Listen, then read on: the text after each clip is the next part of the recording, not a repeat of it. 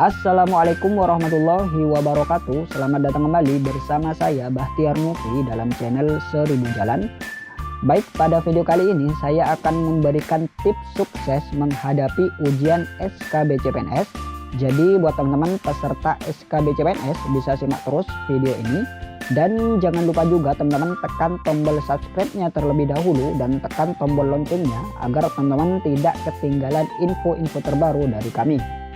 Baik, untuk SKB-CPNS ini merupakan tahap yang sangat menentukan sekali teman-teman.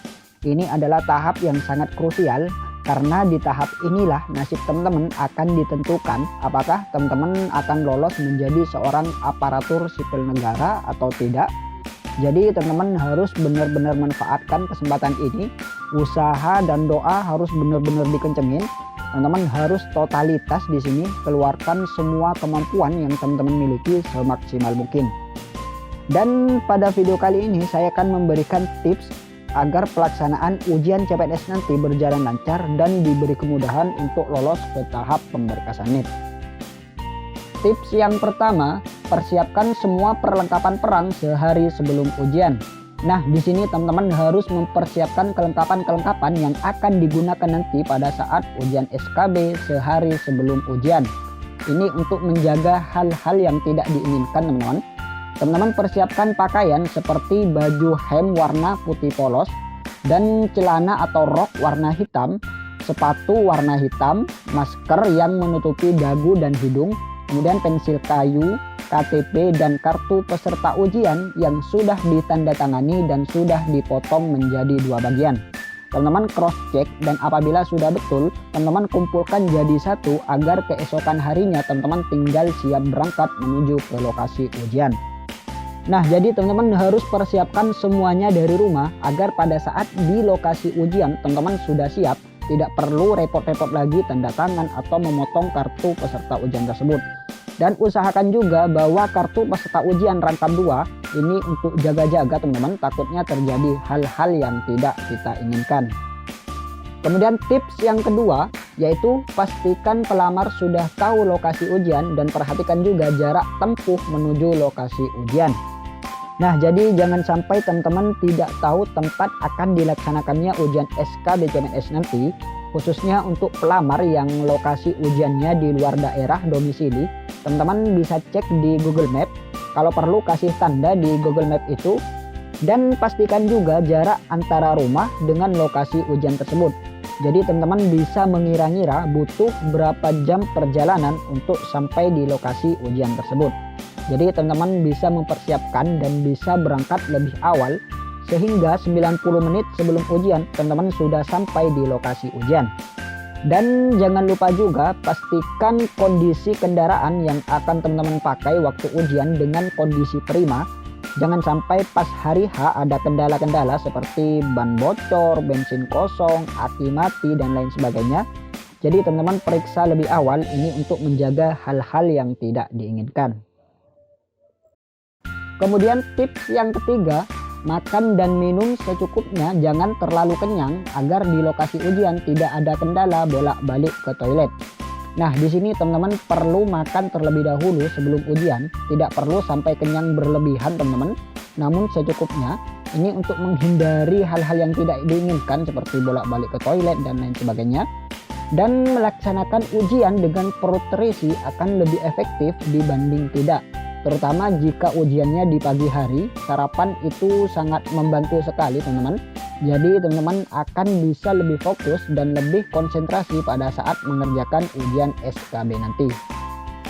Kemudian tips yang keempat yaitu sebelum berangkat salim dan minta doa restu pada orang tua, saudara, dan keluarga yang lain.